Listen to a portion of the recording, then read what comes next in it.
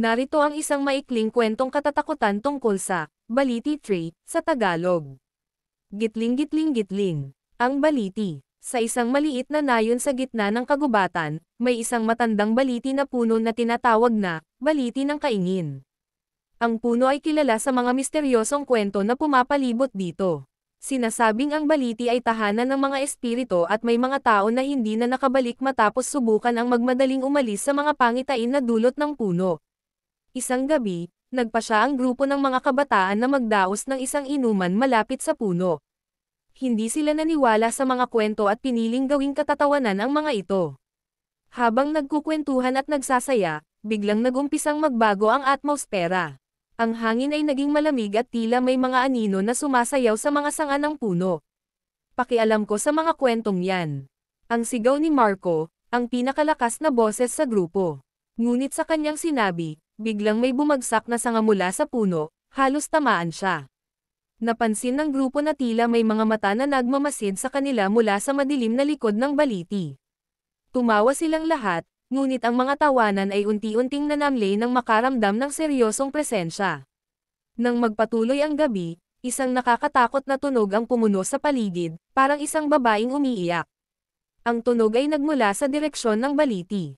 Dahil sa takot, nagpasya silang umalis, ngunit sa tuwing susubukan nilang lumayo, parang may humahawak sa kanilang mga paa at nagiging sanhi ng kanilang pagbagsak pabalik sa lupa.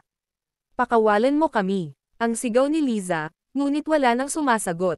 Sa kagustuhang makalayo, nagsimula silang tumakbo, ngunit habang tumatakbo, isa-isa silang napalayo sa isa't isa. Ang huli na natira sa lugar ay si Marco, na kinuha ang kanyang cellphone upang magliwanag. Ngunit nang humarap siya sa baliti, nakita niya ang isang napakapayat na babae na nakangiti, ang mga mata nito ay walang buhay.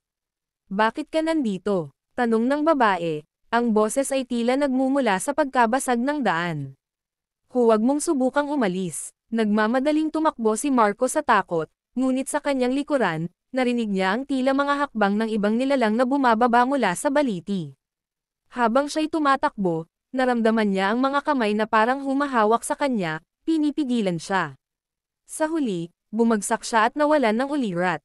Nang magising si Marco, siya'y nag-iisa sa tabi ng baliti, ang kanyang mga kaibigan ay wala na. Sa mga susunod na araw, hinanap siya ng kanilang pamilya pero wala silang natagpuang ebidensya. Sinasabing tuwing nag-iisa ang puno sa madilim na gabi, maririnig ang iyak ng isang lalaki na nawalan ng kanyang mga kaibigan. Hanggang sa ngayon, naglalakad ang mga tao sa paligid ng Baliti Tree na may takot, dahil alam nilang may mga lehiyong dapat igalang at